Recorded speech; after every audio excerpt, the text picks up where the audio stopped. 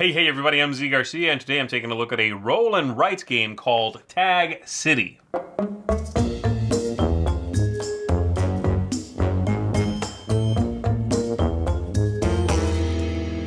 In this game, the players are going to have their own board in front of them that represents the city that you are tagging with spray paint, and you are going to be drafting dice that represent shapes, and you are going to be filling in spots on your board, trying to complete different areas first to get the most points. Whoever has the most points, of course, is going to be the winner in the game.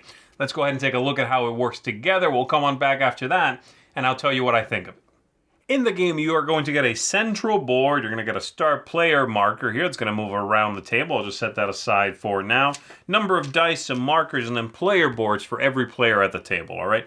So right now, we're looking at the basic side of this board, which has, as you can see, an outline of the shape that sits above it.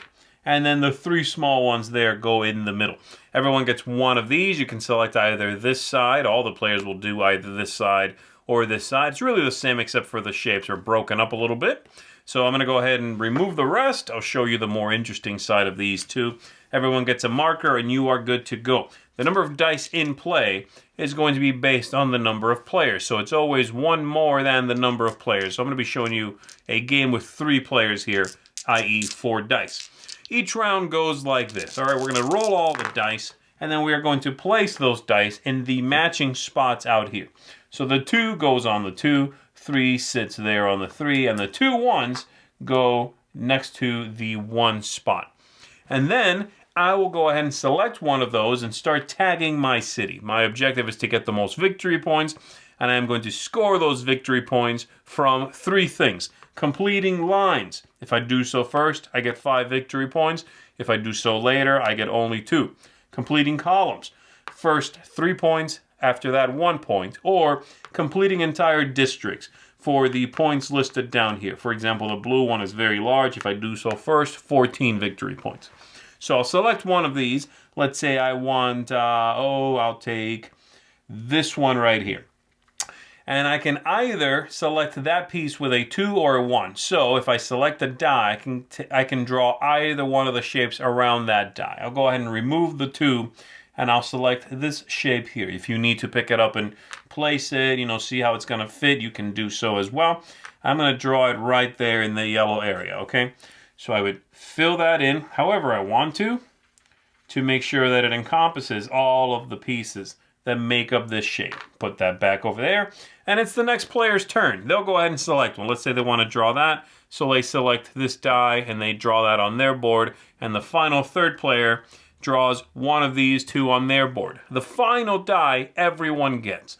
And again, you can select one of those 2 shapes. So in fact, I'll select the same one, and I'm going to draw it right there in those spaces, okay? So again, I fill that in like so. And then it is the next player's turn, where they select all the dice, roll them again. They're going to place them again, like so, and they begin taking. And this goes around. The final die, once again, applies to everybody.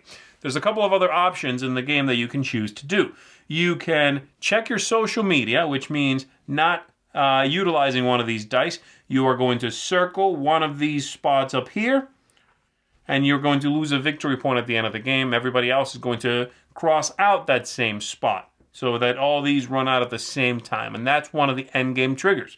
The other option is using a drone. You are going to circle one of these spots. That's a penalty for -2 points, and then it keeps going up after that. The penalty gets worse. And then I can choose to remove a die, but use any shape I want to. So let's say I really wanted to use that shape, but there was no die next to it. I could do that by taking a drone.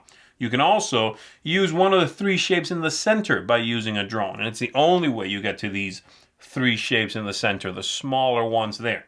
So if I really wanted this shape, for example, and only that shape, which is likely at the end of the game, then I could use a drone and fill in those spots like so. All right?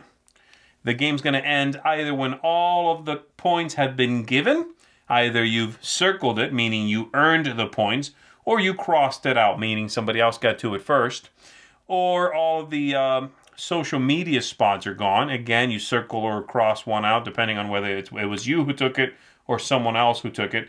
And then you add up your victory points. All of these that are circled, whether it's the large ones or the little ones, are going to be positive points. These bonuses, so let's say I finish that yellow one first, I'm going to, get my 5 victory points, and then you lose points for these that are circled and any of these drone spots that are circled as well. Whoever has the highest score, of course, is going to be the winner of the game.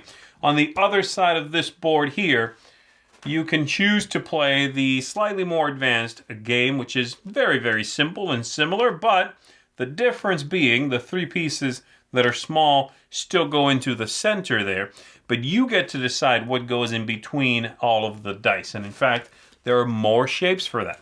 You have several more shapes here, so you can choose to say, well, between the 1 and the 2, I'm going to put that. And between the 2 and the 3, I'm going to put that. Between the 3 and the 4, it'll be this one. We'll go 4 and 5. I'll put this right there. And I'll put this one right there. The rest are removed. And you begin playing once again. Same idea. It just allows you to modify what you get based on the dice. So there you go. That is how Tag City works. Let's go back up top. Let me tell you what I think of it. All right, so there it is, Tag City. So for those of you who are very well versed with roll and write games, you'll probably almost right away see a similarity, a considerable similarity, really, between this and a game called Nockmal, which is from Marcus and Inca brand. That game, you are filling in your own personal board, you're checking off the little squares, and you are doing so with dice as well, though the way in which you use those dice is different. So I think there are enough differences here where I might not see maybe owning both, but I wouldn't worry about this one being a copycat of that game either.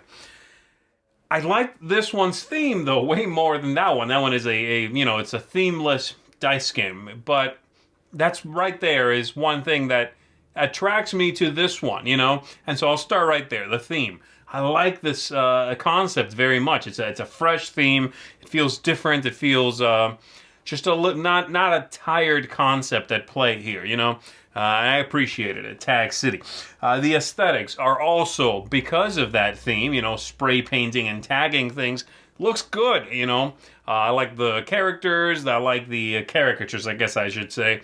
I like the board, the central board has a real bright and cool look to it. Everything looks very well made.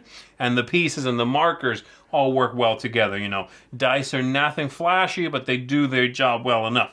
The replayability here is pretty good, and largely because you do have that backside of the central board, and you can modify which pieces go out there. I like that. It's going to be the replayability is not going to be tremendous. It's not going to be infinite, but they give you enough, and they force you to work with what you're given enough of the time that they, you have to adapt to what's going on if you want to come out ahead.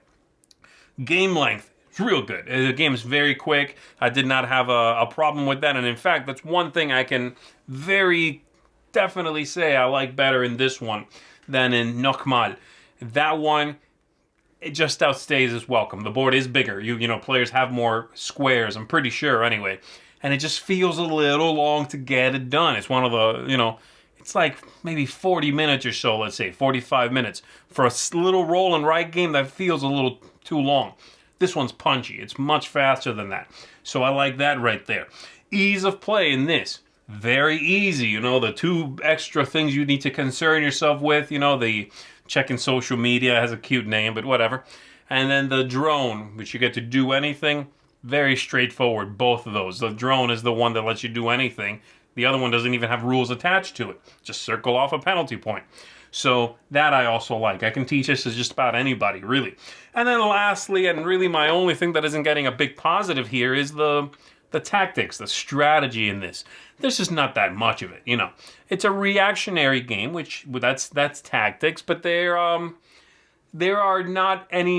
no particular moments in this game where I did something and then felt clever after doing that. You pretty much know what you need. If it's available, you do that. If not, you do something else, but nothing that felt like, aha, you're not going to see this coming, opponents, There was nothing that felt that way to me. That's not to say the game isn't fun. I thought it was very fun. I had a blast playing it, but at no moment does it reward that, I like this in games where you have, a few moments where it just rewards you playing by making you feel clever, whether that's true or not. And I like that. This one doesn't really do that. Overall, though, I'm a fan of it. The theme definitely goes a long way. I think it just feels different. It's a roll and write that is not themeless. Well, many of them are. And it also isn't about farming or growing crops, or farming or growing animals. About fencing in pigs or something. There's a lot of that, and then there's a lot that are just numbers and colors. This one might boil down to that, but they still put the skin on it, which just makes it a little more attractive to me.